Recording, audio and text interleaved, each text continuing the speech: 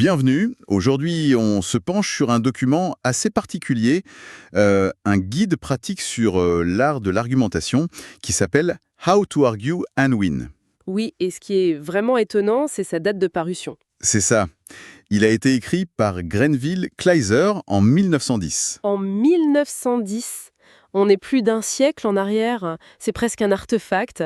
L'idée, c'est vraiment de décortiquer cette vision de la persuasion qui vient d'un monde sans Internet, sans télé. Où la parole avait un tout autre poids, j'imagine. Exactement. Et ce qui est intéressant, c'est que le but de l'auteur, ce n'est pas du tout de nous apprendre à nous disputer. Au contraire, Non, pas du tout. il veut nous aider à développer l'art de la persuasion par une pensée claire. Son ambition, c'est d'aider les gens à, je cite, « penser debout Au vendeur. ». Ah oui, Pour lui, il n'a pas de deuxième place. Il a d'ailleurs cette phrase assez brutale. Presque gagner un procès ou presque conclure une vente n'apporte ni satisfaction ni succès. C'est tout ou rien, l'enjeu est très très concret. C'est ça. Alors, par où on commence pour devenir ce maître de l'argumentation version 1910? C'est quoi la première étape? La toute première étape, avant même la logique, avant la rhétorique, c'est la recherche de la vérité. La vérité? Oui. Il cite un critique d'art, John Ruskin, qui disait « La plus grande chose qu'une âme humaine puisse faire en ce monde est de voir quelque chose et de dire ce qu'elle a vu de manière simple. D'accord. Donc tout part de là. Pour bien argumenter, il faut d'abord bien voir. » Voilà. Et ça implique une différence fondamentale entre avoir des informations et vraiment comprendre. Oui, ce n'est pas la même chose. Non. C'est ce qu'il appelle la distinction entre l'information et la perspicacité. Accumuler des faits, c'est bien, mais ça ne sert à rien si on ne sait pas comment les organiser. Il donne une méthode pour ça. Oui, et c'est là que ça devient assez ambitieux. Il suggère, pour structurer sa pensée, de s'inspirer d'Aristote et de ses fameuses catégories. Aristote, carrément. On n'est pas dans un petit guide de développement personnel, là. Ah non, pas du tout. Il parle de substance, de quantité, de qualité, mais l'idée de fond, c'est d'avoir des sortes de tiroirs mentaux pour ne pas laisser ses idées en vrac. Une méthode pour forcer l'organisation de la pensée, en fait. C'est ça. Mais le point le plus crucial pour lui, et ça n'a pas vieilli, c'est la définition des termes. Ah oui. Il est convaincu que, je pense, 90% des débats stériles viennent du fait que les gens n'utilisent pas les mêmes mots pour dire la même chose. Ça, c'est une idée qui n'a pas pris une ride. Ça me fait penser à son chapitre sur la clarté et la concision. Oui, Il a une dent contre les mots vagues comme « certain »,« donc »,« par conséquent ». Il trouve que ça donne une fausse impression de logique. et il a une anecdote là-dessus, non? Oui, l'anecdote avec le médecin, elle est assez drôle. Une personne demande à un médecin « Comment avez-vous trouvé votre patient ?» D'accord. Et le médecin, ultra précis, répond « En allant chez lui ». L'autre, un peu agacé, précise « Je veux dire, dans quel état l'avez-vous trouvé ?» Et le médecin, il rétorque « Sous la forme d'un homme allongé sur le dos ». C'est absurde, mais ça illustre bien le propos. La précision n'est pas une option. Chaque mot doit être pesé. Ça me fait penser à toutes ces fois où on pose une question sur un projet et où on obtient une réponse qui est techniquement correcte, mais complètement inutile. Absolument. C'est un problème qui n'a pas vieilli d'un iota. Pas du tout. Et ce qui est fascinant, c'est que Kleiser, il va plus loin. Il formalise ça en citant les 4 fonctions du langage, selon un certain Thomson, un auteur de l'époque. Ah oui, lesquels? Alors, le langage sert à 1. Analyser, 2. Enregistrer les résultats, 3. Abréger la pensée, un mot pour un concept complexe, et 4. Bien sûr, communiquer. C'est intéressant parce que ça veut dire qu'une bonne répartie, pour lui, ce n'est pas juste une phrase choc. Non, C'est l'aboutissement de tout un processus invisible. Il faut avoir analysé, mémorisé, synthétisé. C'est beaucoup plus profond qu'on ne le pense. c'est exactement ça. La parole, ce n'est que la partie émergée de l'iceberg de la pensée. D'accord. Donc, on a la vérité, la clarté, la définition des termes. Ensuite, il faut bien assembler tout ça. J'imagine qu'on en vient à la logique pure, hein? On y arrive. Et Kleiser présente le syllogisme comme l'outil de base pour tester la solidité d'un raisonnement. La fameuse structure, prémisse majeure, prémisse mineure, conclusion. Voilà, le grand classique. Tous les hommes sont mortels, Socrate est un homme, donc Socrate est mortel. C'est la base. Mais là où ça devient amusant, c'est qu'il passe beaucoup de temps à nous montrer des syllogismes qui ont l'air logiques, mais qui sont complètement faux. Ah oui? J'en ai noté un que je trouve génial. Rien n'est meilleur que la sagesse. Le pain sec est meilleur que rien. Donc, le pain sec est meilleur que la sagesse. C'est excellent. C'est excellent. La faille est dans le mot rien, qui a deux sens complètement différents dans les deux phrases. C'est un piège. C'est un piège classique, de l'équivoque. On croit suivre un raisonnement logique, mais en fait, on se fait manipuler par le langage. Il y en a un autre dans le même style. Celui qui mange le moins a le plus faim, celui qui a le plus faim mange le plus, donc celui qui mange le moins mange le plus. On sent l'arnaque. Oui, on la sent, mais il faut une seconde pour la débusquer. Et c'est précisément le but de Kleiser. Il ne cherche pas à nous transformer en logiciens professionnels, en fait. Non, l'objectif est plus pratique. Exactement. C'est nous apprendre à développer un flair, un esprit critique pour repérer les failles. D'abord dans nos propres arguments, et puis chez les autres. D'accord, donc on apprend à construire un argument solide, mais qu'en est-il des erreurs à ne pas commettre? Kleiser doit bien parler des pièges les plus courants. Oh que oui. Il y consacre un chapitre entier qu'il appelle « faute ». Et pour lui, la faute la plus grave, la mère de toutes les autres, c'est de ne pas penser par soi-même. C'est-à-dire, Il critique très violemment cette tendance qu'on a à accepter les jugements des autres et à les répéter sans jamais les avoir examinés nous-mêmes. une sorte de paresse intellectuelle en somme. C'est un diagnostic assez sévère. Très. Mais c'est facile de critiquer. Est-ce qu'il propose une méthode concrète pour s'en sortir, pour forcer son esprit à être plus curieux? Oui, sa solution, c'est une posture intellectuelle. Il faut, et j'adore l'image qu'il utilise, il faut ouvrir son esprit à la lumière venant de toutes les directions, C'est une belle image. c'est-à-dire ne jamais se contenter d'un seul point de vue. Il faut activement chercher les opinions contraires, lire les arguments de ses adversaires. Pour avoir une vision d'ensemble. Voilà.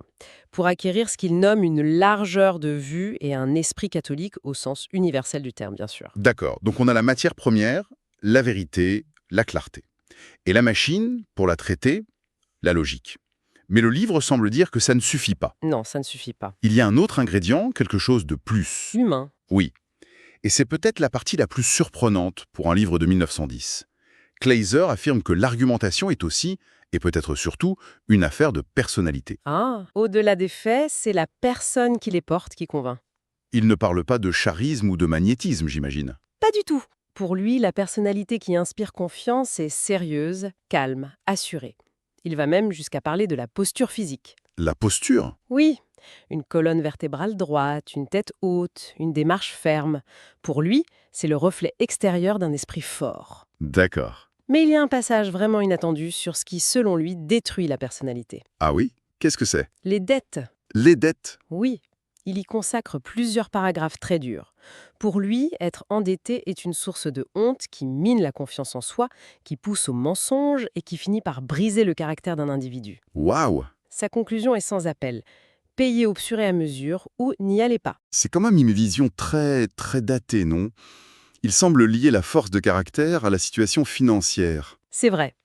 On pourrait argumenter aujourd'hui qu'être endetté pour monter son entreprise, c'est plutôt une preuve de courage, pas une faiblesse morale. Kleisiner ne fait pas une confusion ici. C'est un point de vue tout à fait juste aujourd'hui. Mais il faut se replacer dans sa vision un peu puritaine du début du XXe siècle. D'accord. Pour lui, l'indépendance financière est le socle de l'indépendance morale et intellectuelle. Ne rien devoir à personne, c'est la garantie de pouvoir parler librement et avec force. C'est une vision très morale de la persuasion. Très morale, oui. Et comment tout ça s'applique en pratique alors? Il donne des exemples pour des métiers spécifiques? Oui, et c'est là que le livre devient vraiment passionnant. Le cas de l'avocat, par exemple, est illustré par une histoire célèbre d'Abraham Lincoln. Ah, l'histoire avec l'almanach, c'est ça, hein? Je crois que j'en ai déjà entendu parler. C'est bien de ça qu'il s'agit. C'est une démonstration magistrale. Lincoln défend un homme accusé de meurtre. Et tout repose sur un seul témoin. Exactement.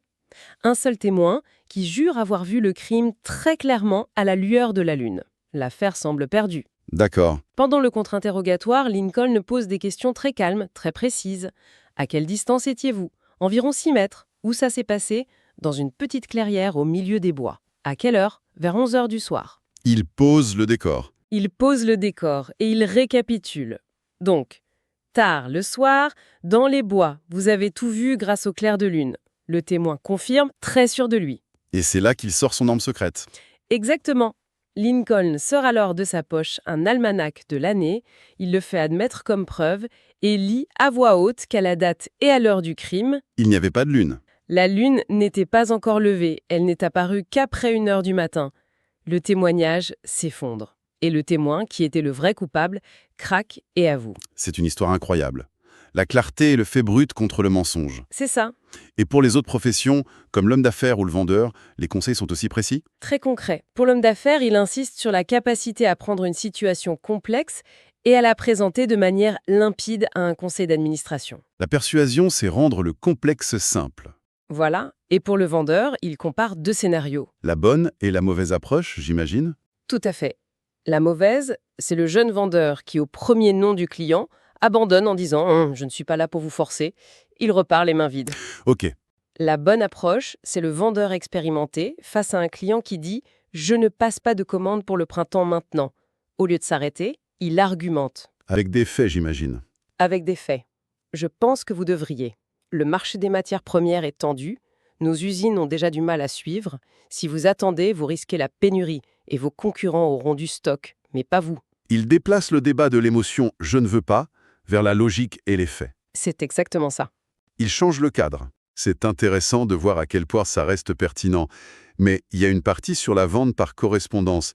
Ça, pour le coup, ça doit être complètement obsolète, non? Qu'est-ce qu'on peut bien en tirer aujourd'hui? C'est là que c'est le plus bluffant. La vente par correspondance, c'est juste l'ancêtre de nos emails marketing et de nos pages de vente. Ah oui, vu comme ça. Et Kleiser, en 1910, critique déjà avec une férocité incroyable les erreurs qu'on voit encore partout. Par exemple, Il se moque des appels à l'action faibles et stéréotypés comme « N'hésitez pas, agissez » ou « Envoyez le coup pour maintenant ». Il trouve ça paresseux. c'est vrai qu'on lit ça encore tous les jours. Et ce n'est pas tout.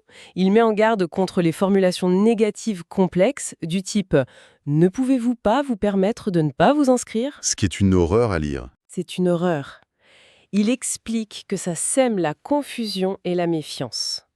Plus d'un siècle avant le copywriting moderne, il martelait déjà que l'argumentaire doit être original, clair et centré sur le bénéfice pour le client. Pas sur l'entreprise. Pas sur l'entreprise. C'est d'une modernité stupéfiante. C'est absolument fascinant.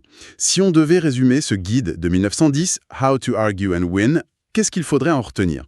Pour moi, la grande leçon, c'est que l'argumentation n'est pas un don, c'est une discipline. Oui, c'est une compétence qui s'apprend. Une compétence qui repose sur la clarté de la pensée, la recherche de la vérité, une structure logique et une personnalité qui incarne le message. C'est une parfaite synthèse. Et ça nous laisse avec une question assez vertigineuse pour notre époque. Kleiser, il nous propose une méthode lente, réfléchie, presque artisanale. Oui, prendre son temps. Prendre le temps de définir ses termes, de chercher la vérité, d'organiser ses idées avec soin. Que se passe-t-il si on essaye d'appliquer ces principes de 1910 à notre monde de communication instantanée, polarisé, souvent limité à 280 caractères? La question se pose, c'est clair? Est-ce que cette approche n'est pas, au fond, un antidote dont on a désespérément besoin face à la précipitation de notre ère numérique? Que ce soit sur les réseaux sociaux, au travail ou même autour d'une table lors d'un dîner de famille.